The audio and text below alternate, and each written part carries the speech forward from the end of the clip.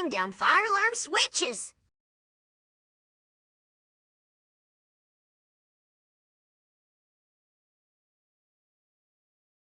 No pulling down fire alarm switches. You know pulling down fire alarm switches can get you into trouble in case of an emergency. In the absence of a fire, of the potential to put students and faculty in danger, and it also puts the perpetrator in the position of potentially being charged with a misdemeanor.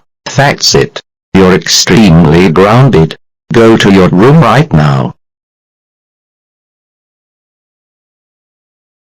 Wow.